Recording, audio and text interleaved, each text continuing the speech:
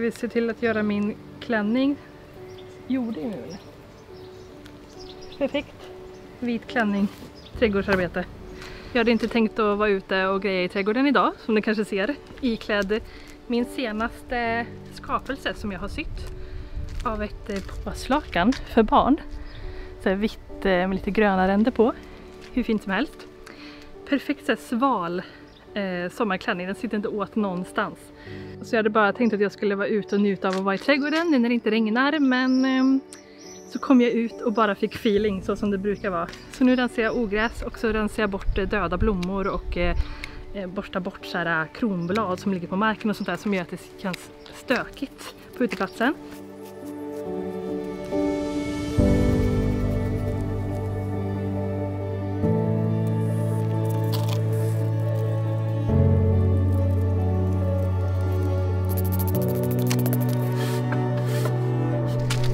Här är min absolut första rosenskära som har slagit ut. Och den är inte vit. Jag har ju sått 2 stycken olika rosa sorter. Jag tror det här är aprikotta, men jag är osäker.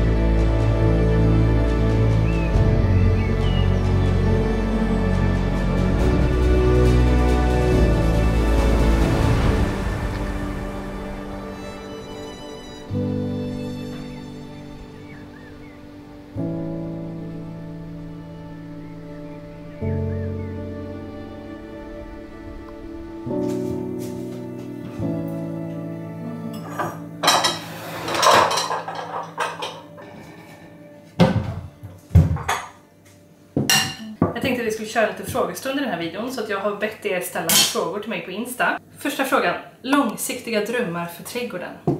Och vet ni? Jag vet typ inte om jag har några. Och det är nog bara för att min trädgård typ är maxad just nu. Jag har redan så pass mycket odlingsytor som jag tror att jag kan med och be om. Vi hyr ju vårt boende. Jag älskar det här och jag har fått göra väldigt mycket här. Jag skulle säkert kunna fråga om jag får göra mer, men jag tänker bara så här rent praktiskt för min hyresvärd vad som blir enklast för honom. Det finns ytor att göra odlingsbäddar och diverse på, men jag tänker också på så här, hur enkelt blir det för honom att återställa efter mig sen, eller hur enkelt blir det för oss att återställa tills, ja, för det är ju inte säkert att om vi flyttar härifrån någon gång att den personen som flyttar in efter är intresserad av trädgård också. Och då kommer det vara massa tom odlingsyta som inte är så fin om man inte orkar ta hand om den liksom. Plus att jag kommer använda den till sommarblommor för det mesta, så det kommer ju inte vara saker, det kommer inte komma upp grejer, det kommer bara vara jord. Ja. Och så kommer det ta ett tag att få tillbaka gräs ifall man skulle, ja, jag vet inte, jag tänker mycket på sånt där. Och därför känns det som att det kanske inte är så lämpligt att jag gör mer rabatter. Men det är liksom det jag drömmer om att få. Min långsiktiga dröm överlag är att få göra ordning en trädgård precis så som jag vill och bara gå på känsla och skapa rabatter och former och grusgångar och plattläggningar. Alltså massa sånt. Alltså jag gör mer. Jag känner bara liksom inte riktigt att jag kan göra det här. Och det är lite synd. Eller nej, det ska jag inte säga. Men alltså det är en anledning till varför jag känner att jag kanske någon gång kommer vilja bo, alltså kanske ha ett eget hus. Alltså, som sagt, vi har asbra här. Jag älskar att hyra för att man har inga ansvar i hela jäkla världen. Det är den där friheten i att göra vad man vill, och det är ju typ ett av mina största intressen, om inte mitt största intresse just nu. och fixa hemma. Jag drömmer verkligen om ett eget hus samtidigt som jag idag bor på min drömplats på jorden.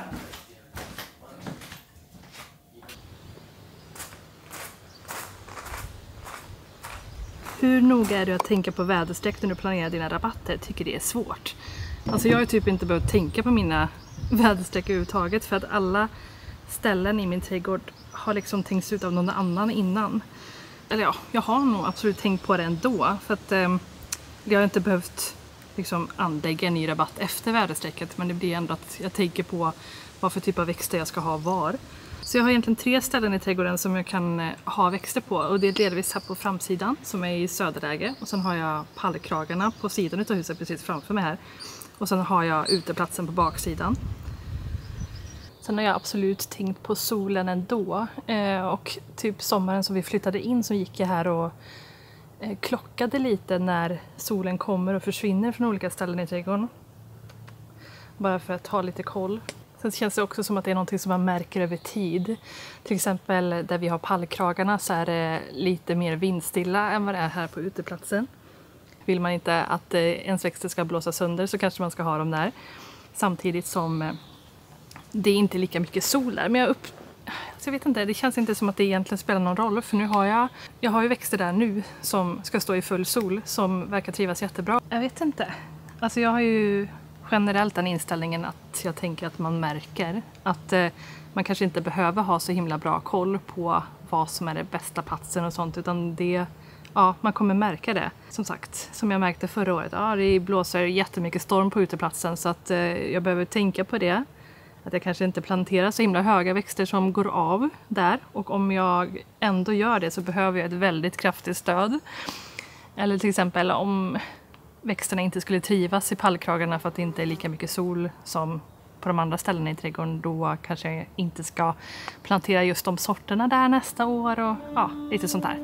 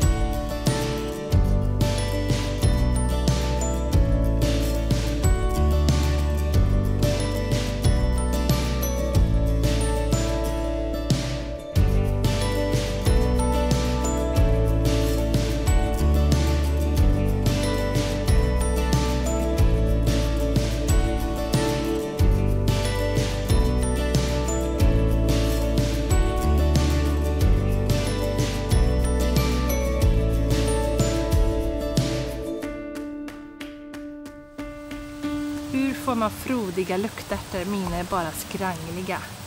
Alltså jag är inte expert, men det går ju ganska bra här, right? Jag vet inte om det är det här som är ditt problem, men jag upplever att när jag pratar med kompisar och sådär, att den saken som flest missar är att man ska toppa ganska många av sina plantor när man håller på att odla dem inomhus. Alltså när de har kommit upp så klipper man av dem, klipper av toppen på dem, den får inte toppa. Och då förgrenar sig växten jättemycket och den blir också kraftigare och allting. Så att jag gör det bland annat på lukten. Jag gjorde det faktiskt i år 2 gånger. Bara för att jag hade dem inne så himla länge och då blev så himla, de växte så jäkla mycket så jag klippte dem 2 gånger och jag tyckte att det funkade riktigt bra. Men jag gör det också på andra växter, till exempel rosenskära gör det jättestor skillnad på. Så är de riktigt jäkla buskiga och det är så härligt. Jag gör samma med zinnia, lejongap. Det andra som jag tänker på är att, alltså jag vet inte hur ni odlar luktärtor eller sådär, men när jag odlade det så hade jag flera frön i samma kruka, vilket innebar att när jag hade haft dem inne så pass länge som jag hade haft så blev det ganska svårt att ta isär de här, för rötterna hade liksom trasslat in sig i varandra och sådär. Och rötterna till luktärt är väldigt små och sköra, så att det här är ingenting jag har läst någonstans, så ta mig inte för mycket på orden, men det är bara som jag själv har upplevt det i alla fall, att de plantorna som jag har lyckats separera bäst har också blivit de starkaste, medan de som rötterna har gått av på ganska mycket och haft väldigt lite rotsystem kvar har blivit väldigt mycket skörare. Kan det vara någonting utav det? I don't know.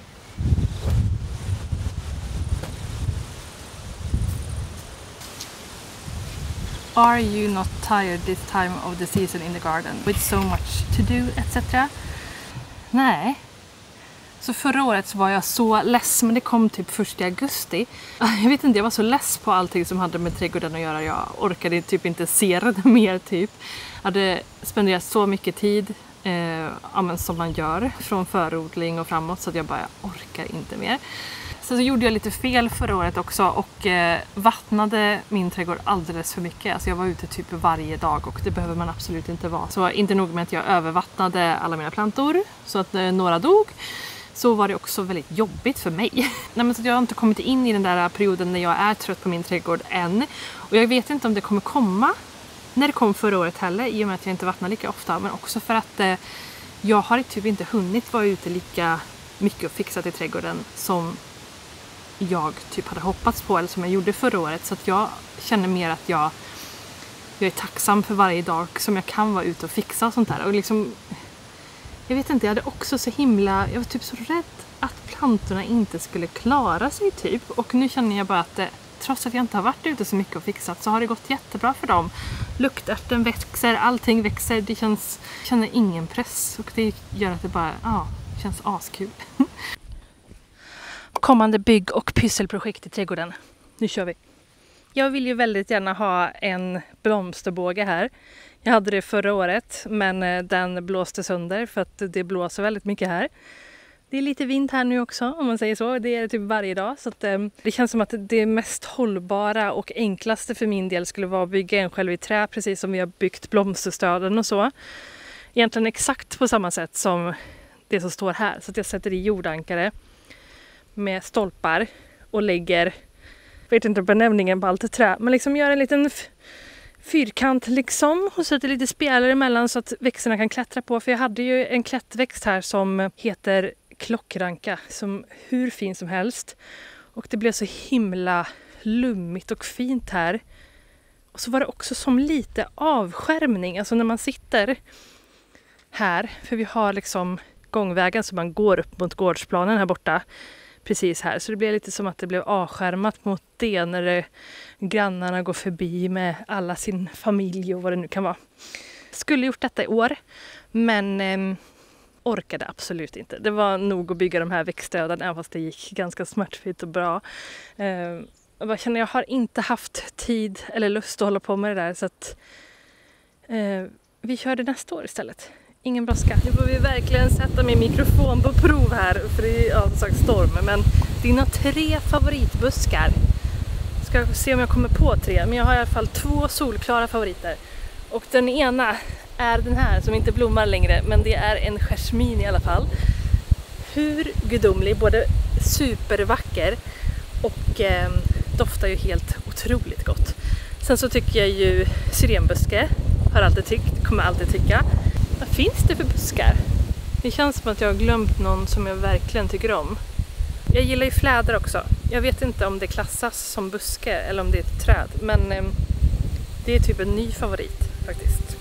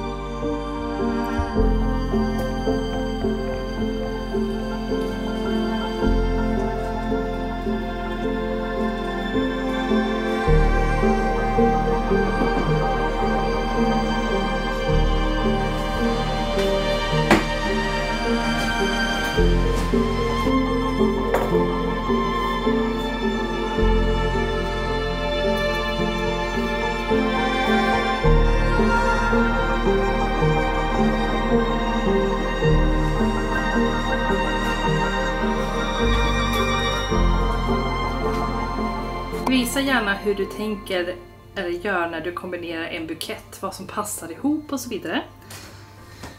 Kan ju ha ett som exempel på den här buketten jag gjorde häromdagen.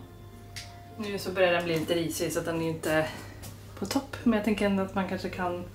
Just nu är jag väldigt mycket inne på en färgkombination som är så här vit, krämfärgad, gul, aprikosrosa. Som den här. Helt underbar. Jag har vissa peaks utav lila i den bara för att det kan bli lite härligt, ja, men kontrast mot allt det andra. Jag skulle kunna tänka mig också ha lite vinrött i det här. Jag tror det skulle kunna bli väldigt så här, lite mer kontrast eller så. Men just nu så gillar jag den här mjuka känslan som är i denna. När det kommer till blomstersorter och sånt så gillar jag att det finns lite variation. Förra året så gjorde jag misstaget, eller man ska säga, att jag hade nästan bara såna här vad ska man säga, lite större runda blommor. Och det kan ju givetvis vara en look att man har en bukett med bara den typen av blommor, men jag kände att jag vill ha någonting som kändes mer vilt. Hallå? Nu kör du lugnt här i området, okej? Okay? Hatar folk som gasar. Akta bara katter och vilda djur, okej? Okay? Så nu vill jag bara ha några få utav de här stora.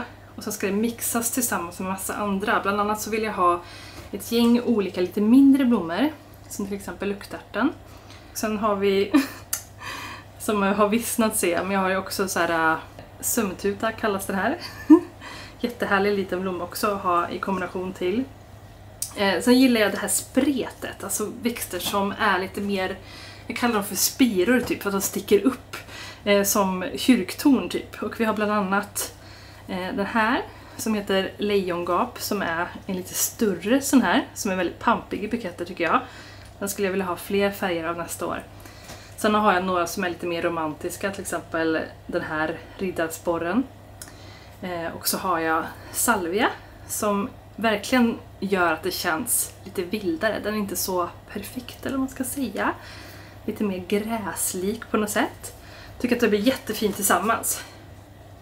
Och just det, och sist men inte minst så har jag också gröna blad. Man kan ju såklart ha en bukett med bara blommor, men jag tycker det blir så härligt när man får in lite grönt också. Så här har jag rosenblad, men jag har fått tips om och brukar egentligen mest använda mig utav pionblad och syren för att de håller sig väldigt bra i vas. Så några stora, några mindre, några spretiga och också lite grönt.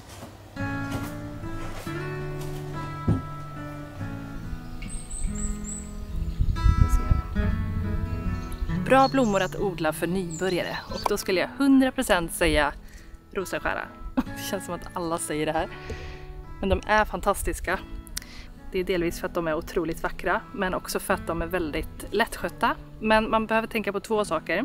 Det är jätteviktigt, så lyssna. När man ska plantera ut de här i trädgården så ska man inte under några omständigheter blanda in något gödsel i jorden, för då kommer de inte blomma. Så jag tog egentligen bara förra årets jord och satte ner dem här i, och de trivs hur bra som helst. Det andra är att man ska toppa de här, som jag nämnde innan. Så att när plantan är typ 10-15 cm hög så klipper man av toppen på dem, och då blir de jättebuskiga och fina. Alltså det går knappt att se hur rejäl den är. Hur ska jag kunna visa? Den är väldigt buskig i alla fall. Jag odlar 3 olika sorters rosenskära. Så delvis den här vita sorten som heter Purity. Och sen har jag 2 stycken rosa. Den här heter aprikotta. Och den här lite mer magenta. Kommer jag inte ihåg vad den heter, men jag skriver det här på skärmen. Är det inte sjukt hur mycket luktärten har växt? Det kändes som att det var nyss jag byggde det här stödet. Och nu har den blivit mer än dubbelt så hög.